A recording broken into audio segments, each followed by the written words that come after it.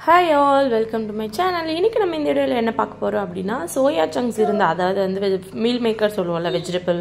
maker அந்த மாதிரி so அது ஒரு பொருள் மட்டும் இருந்தா போதும் சூப்பரான சப்பாத்திக்கு தோசைக்கு இட்லிக்கு எல்லாம் வந்து சூப்பரா ஒரு குருமா ரெடி பண்ணிடலாம் வேற எந்த காயுமே தேவையில்ல வாங்க வீடியோக்குள்ள போகலாம் என்ன எப்படின்றது பார்க்கலாம் சோ ஃபர்ஸ்ட் அதுக்கு என்ன பண்ணலாம் அப்படினா கொஞ்சமா சோயா சங்க்ஸ் உங்களுக்கு எவ்வளவு தேவைப்படுமோ அவ்வளவு சோயா சங்க்ஸ் எடுத்து ஒரு தண்ணில போட்டு ஒரு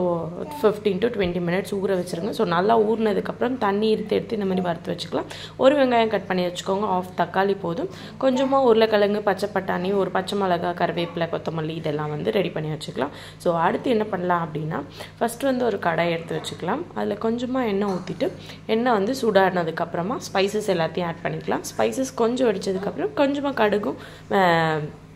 சீரகமும் கொஞ்சமா வேணும்னா ஆட் பண்ணிக்கோங்க சோ நான் இது குருமா மாதிரி செஞ்சதனால எக்ஸ்ட்ரா இதல கொஞ்சம் அத ஆட் பண்ணிருக்கேன் உங்களுக்கு வேணானா ஸ்கிப் பண்ணிக்கலாம் சோ அதுக்கு அப்புறம் வந்து நறுக்கி வச்சிருக்க குட்டி குட்டியா சாப் பண்ணி வச்சிருக்கோம்ல வெங்காயம் அந்த வெங்காயத்தை எடுத்து போட்டு நல்லா வந்து வறுத்து எடுத்துக்கலாம் கொஞ்சம் கோல்டன் பிரவுனா மாறுற வரைக்கும் ஒரு பச்சை மிளகாய் ஆட் பண்ணிக்கலாம் கொஞ்சமா ginger garlic paste அரைச்சு வச்சிருந்தீங்கன்னா எடுத்து போட்டுக்கோங்க சோ ginger garlic paste வந்து 1 மந்த்க்கு எப்படி ஸ்டோர் பண்றதுன்னு சொல்லிட்டு ஆல்ரெடி நம்ம சேனல்ல ஒரு வீடியோ போட்டுருக்கோம் பார்க்காதவங்க பார்த்து தெரிஞ்சுக்கோங்க சோ அது வதங்கினதுக்கு அப்புறம் தக்காளி போட்டு நல்லா வதக்கி எடுத்துக்கலாம் சோ நல்லா வதங்கினதுக்கு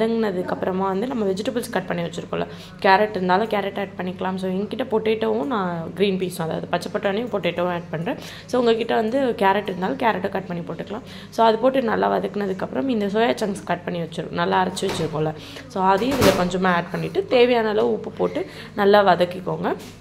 அதுக்கு அப்புறம் வந்து கொஞ்சமா மிளகாய் தூள் காரத்துக்கு ஏத்த மாதிரி ஆல்ரெடி பச்சை மிளகாய் போட்டுருக்கோம் சோ அதுக்கு ஏத்த மாதிரி மிளகாய் தூள் ஆட் பண்ணிக்கோங்க சோ இப்போ சம்மர் சீசன்ன்றதுனால வந்து ஹீட்ல ஆகாம இருக்கிறதுக்கு கொஞ்சமா தனியா தூள் ஆட் பண்ணிக்கலாம் அதுக்கு அப்புறம் வந்து கொஞ்சமா மஞ்சள் தூள் ஆட் பண்ணிட்டு நல்லா தண்ணி ஊத்திட்டு எவ்வளவு தண்ணி வேணுமோ அந்த அளவுக்கு தண்ணி ஊத்தி நல்லா வதக்கி வச்சுக்கலாம் சோ இது நல்ல எண்ணெய் பிரிஞ்சு வர அளவுக்கு ஒரு நல்ல கொதி வந்ததுக்கு அப்புறம் வந்து நல்லா கட்டியா வந்துரும் சோ அப்போ வந்து ஒரு அந்த ஸ்டேஜ்ல வந்து கொஞ்சமா வந்து பட்டர் இருந்தா பட்டர் ஆட் பண்ணிக்கலாம் பட்டர் இல்ல அப்படிங்கற பட்சத்துல நீங்க கர்ட் கூட வந்து ஆட் பண்ணிக்கலாம் அப்படி இல்லனா பாலோட அந்த ஏடு இருக்குல அது கூட கொஞ்சம் ஆட் பண்ணிக்கலாம் நான் பட்டர் ஆட் பண்ணிருக்கேன் சோ ஆட் பண்ணிட்டு இந்த மாதிரி பண்ணதுக்கு அப்புறமா அதுக்கு அப்புறம் வந்து நல்லா ஒரு கொதி வந்தது எண்ணெய் நல்லா பிரிஞ்சிட்டு இந்த மாதிரி தோசை சப்பாத்திக்கு வந்து இந்த மாதிரி கிரேவி மாதிரி ஆனதுக்கு அப்புறம் ஆஃப் பண்ணிடலாம் மேலே வந்து கொஞ்சமா கொத்தமல்லி தழையோ இல்ல கஸ்தூரி மேத்தி ஏதாவது இருந்துச்சுன்னா போட்டுக்கலாம் இந்த வீடியோ பிடிச்சிருந்தா லைக் பண்ணுங்க நம்ம சேனலை மறக்காம